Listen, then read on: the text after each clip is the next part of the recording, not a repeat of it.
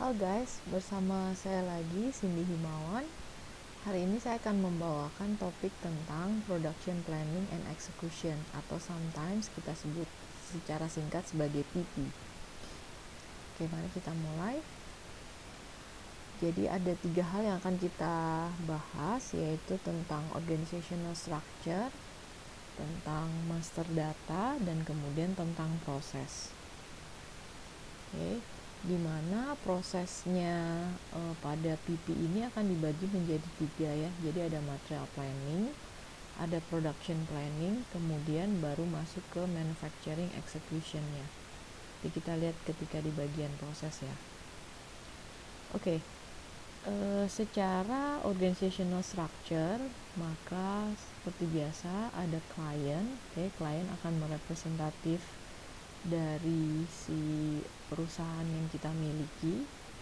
Oke, di mana nantinya bisa company ini bisa dibedakan menjadi beberapa company code tergantung dari pembagian secara tax reportingnya atau secara tax ID-nya, atau kalau di Indonesia kita sebut sebagai NPWP. Jadi selama NPWP-nya berdiri terpisah, maka kita akan memiliki company code yang akan berbeda juga. Kemudian di dalam company code kita akan punya plan, di mana plan ini bisa merepresentasikan pabrik, lokasi-lokasi pabrik. Kalau misalnya kita cuma punya satu di masing-masing company code, maka ya akan ada satu plan. Kemudian kita akan punya yang namanya storage location, di mana storage location ini merepresentasikan dari pembagian gudang. Jadi biasanya gudangnya akan dibedakan menjadi raw material, ada semi finished goods, ada finished goods, dan juga ada miscellaneous yang lain. Kemudian selain itu di PP juga akan ada yang namanya work center, di mana work center ini akan membagi location berdasarkan urutan proses produksinya. Walaupun sebetulnya work center ini walaupun secara structure dia ada, tapi sebetulnya work center ini lebih masuknya ke master data ya. Jadi bukan masuk ke walaupun secara structure memang dia ada pembedaan gitu ya, masing-masing urutannya, tapi work center ini tidak kita sebut sebagai organizational structure, tapi nantinya work center akan masuk sebagai master data. Oke. Kemudian jadi master data yang akan digunakan di dalam PP ada 5 ya, ada material, BOM, routing, work center, dan product group. Oke, jadi yang pertama ada material ya. Nah, di mana material yang akan digunakan di PP ini jenisnya ada 2 ya. Kalau kemarin di purchasing kita belajar material type-nya adalah raw material, karena biasanya di purchase untuk di perusahaan yang manufacturing, maka yang akan dibeli adalah raw material. Walaupun sebetulnya tidak menutup kemungkinan misalnya untuk perusahaan yang retail, artinya kalau kita bicara material master yang ada di purchasing, bentuknya adalah bisa juga finished goods. Nah, tapi ketika kita bicara di PP, maka material master yang dipakai bukan hanya sekedar raw material, tapi juga bisa bentuknya semi finished goods, bisa juga bentuknya adalah finished goods. Sehingga semua tipe material master, semua tipe material akan digunakan di production planning. Kemudian biasanya di master data material master ini untuk PP, maka akan ada view yang disebut dengan view MRP. View MRP ini yang akan menyimpan data-data yang berhubungan dengan proses perencanaan dan juga proses produksinya. Jadi akan dibedakan apakah material ini mempunyai perencanaannya seperti apa, apakah material ini akan dibeli atau apakah akan diproduksi, apakah material ini kapasitasnya bagaimana gitu ya. Kemudian akan diproduksi di plant yang mana.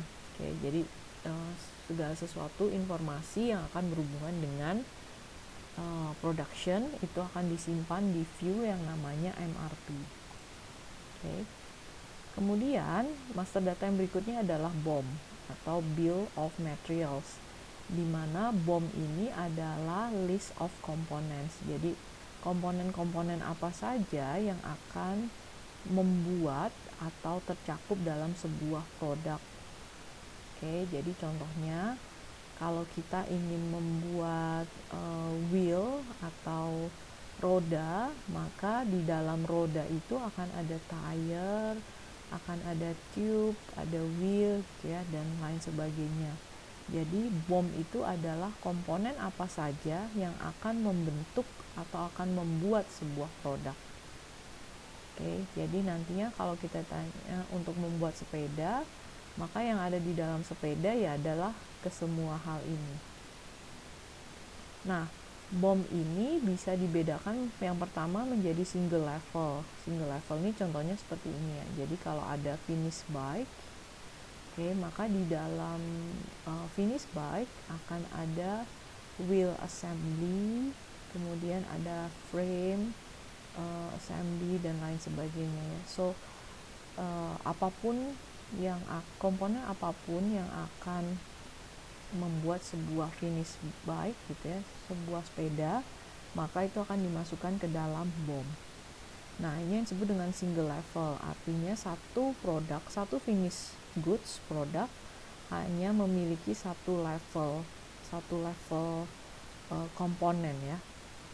Nah, berbeda dengan yang multi level, artinya multi level ini ada finish goods-nya sebagai finish bike sebagai finish goods-nya. Kemudian di level yang pertama ada single level. Oke, ada wheel. Jadi di sepeda itu akan terdiri dari komponen wheel, frame dan lain sebagainya. Di mana wheel ini bisa di breakdown lagi menjadi tire, tube, wheel dan lain sebagainya. Nah, inilah yang disebut dengan multi level. Oke, jadi kalau single level hanya akan berhenti sampai di level yang pertama, tapi kalau yang multi level maka akan ada di bawah, untuk masing-masing komponen ini bisa di breakdown lagi. Oke, kemudian ada juga yang disebut dengan varian BOM, di mana varian BOM ini memungkinkan bahwa satu komponen bisa diganti dengan komponen yang lainnya. Contohnya ini, untuk yang profesional, jadi kita punya ada dua jenis bike, ada yang profesional bike, ada yang deluxe bike. Nah, di mana sebetulnya BOM komponennya itu yang lain semua sama, yang beda itu hanya dari sisi rodanya. Kalau yang deluxe itu wheelnya aluminium, kalau yang profesional wheelnya dari karbon. Kemudian frame-nya kalau yang deluxe warnanya red, kalau yang profesional dia black. Ya, bedanya cuman ini. Nah, itu yang disebut dengan varian BOM, di mana kita bisa memiliki dua buah produk yang berbeda, tapi dari hanya sedikit komponen yang berbeda gitu ya. Jadi ada yang proportion yang lainnya itu large proportionnya, komponennya yang lain dia tetap sama, hanya ada dua komponen yang berbeda. Oke. Kemudian master data yang berikutnya kita sebut sebagai routing. Jadi routing ini adalah tempat untuk melakukan perencanaan production material. Ya, jadi perencanaannya dilakukan di routings. Kemudian di mana routings ini juga merupakan template dari production order dan akan melakukan penjadwalan. Routing ini juga akan digunakan sebagai product costing. Oke, jadi perhitungan biayanya itu adanya di routing. Nah, jadi sebetulnya routing itu adalah series of sequential steps or operation. Jadi urut-urutan dari sebuah proses produksi. Jadi kalau kita bicara seperti resep, jadi resep itu adalah kombinasi dari BOM dan routing. Jadi kalau Anda bicara resep itu kan ada komponennya apa saja, komponennya apa saja, kemudian ada cara membuatnya ya, step by stepnya. Nah, komponennya apa saja itu kita sebut sebagai BOM.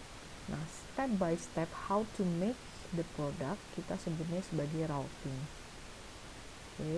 Nah, jadi dikatakan routing ini akan contain what, karena dia akan merencanakan materialsnya apa, and then where, artinya dilakukannya di mana, karena tadi akan berhubungan dengan step by stepnya. Ini kan akan mendefinisikan kalau step ini akan dilakukan di mana, mesin yang mana gitu. Kemudian when, artinya schedulesnya atau urut-urutannya, jadi yang mana dilakukan duluan, apakah boleh prosesnya paralel misalnya gitu ya. Kemudian how, maka bagaimana cara melakukannya. Jadi bisa mixing, bisa filling, dan lain sebagainya. Itu disebut dengan step by stepnya. Tadi simpelnya ingatnya itu ya, BOM adalah komponen, routing adalah sequential steps-nya. Di mana sequential steps-nya ini akan mengandung yang ini tadi, ada plan, production materials, kemudian ada schedule-nya, ada costing-nya ya. Kemudian, nah, jadi kalau kita lihat di sini secara detail, routing akan bentuknya seperti ini ya.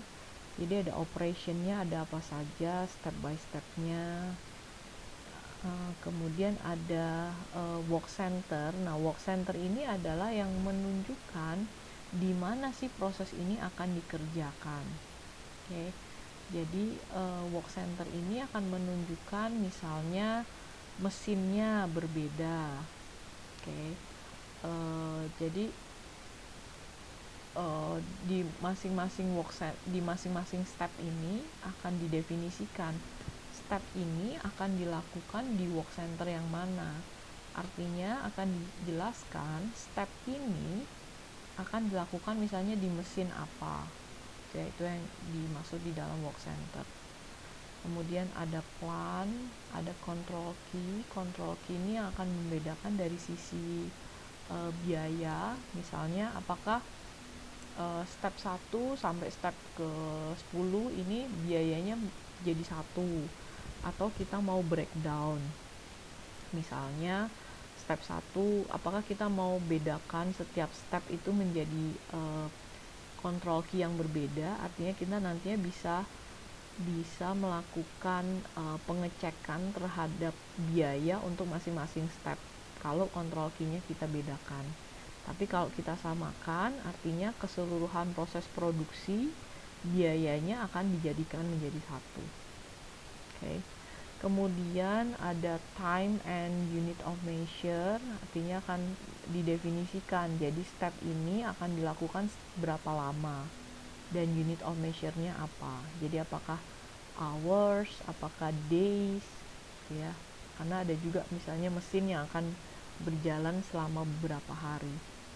Kemudian akan ada activity type, di mana activity type ini akan mendefinisikan apakah nantinya misalnya akan ada labor atau tidak gitu ya. Jadi apakah cara menghitungnya itu apakah menggunakan perhitungan mesin atau perhitungan labor misalnya. Jadi kalau misalnya step untuk melakukan filling gitu ya, memasukkan barang ke dalam kotaknya. Nah, itu apakah misalnya memang pakai mesin, fillingnya pakai mesin gitu ya, dimasukkan produknya dimasukkan ke dalam packagingnya itu misalnya pakai mesin, tapi tetap ada labor yang akan kontrol gitu ya, dia akan menjagai misalnya.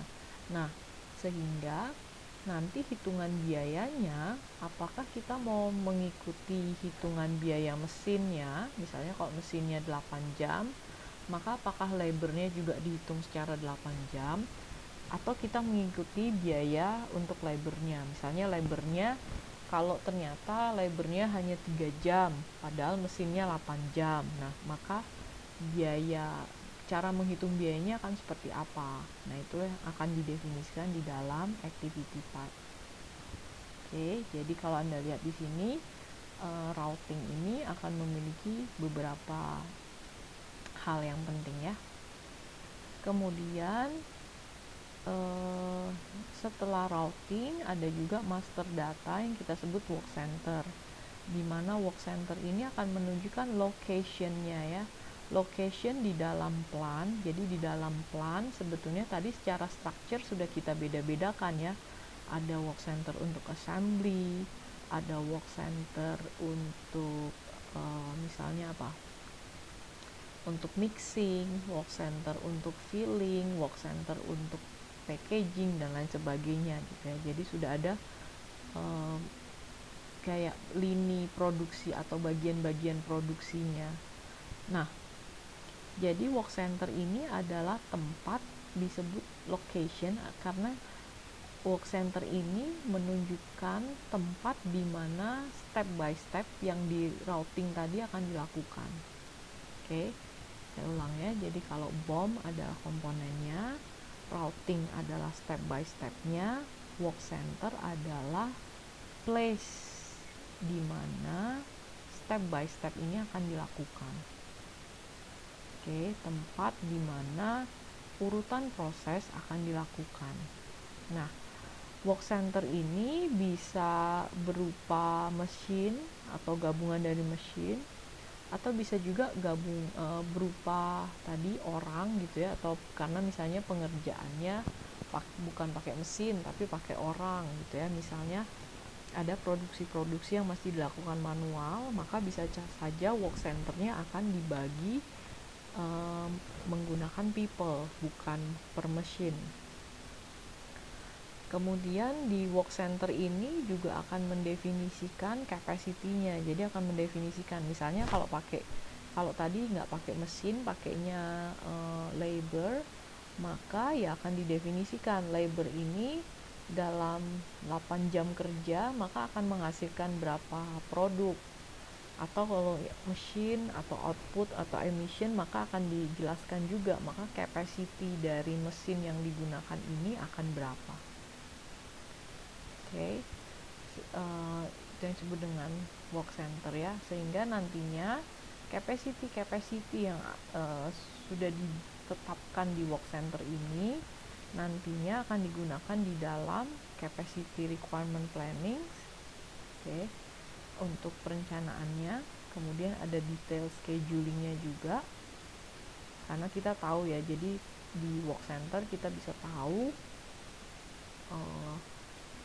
berapa sih kapasitas mesinnya, berarti bisa menghasilkan berapa banyak gitu. Jadi kalau misalnya saya butuhnya 1000, mesin saya kapasitinya 100, maka harus berapa banyak saya menjalankan prosesnya, berapa lama schedule-nya akan dilakukan gitu ya. Itu makanya kenapa harus didefinisikan dulu capacity-nya, baru bisa membuat capacity requirement planning, bisa melakukan detail scheduling, termasuk bisa menghitung dari sisi cost-nya, karena kita bisa tahu berarti kalau misalnya saya sudah tahu biaya listrik saya sekian, sedangkan capacity mesin saya itu berjalan dalam waktu berapa jam, maka saya bisa tahu berarti biaya untuk listrik saya sekian.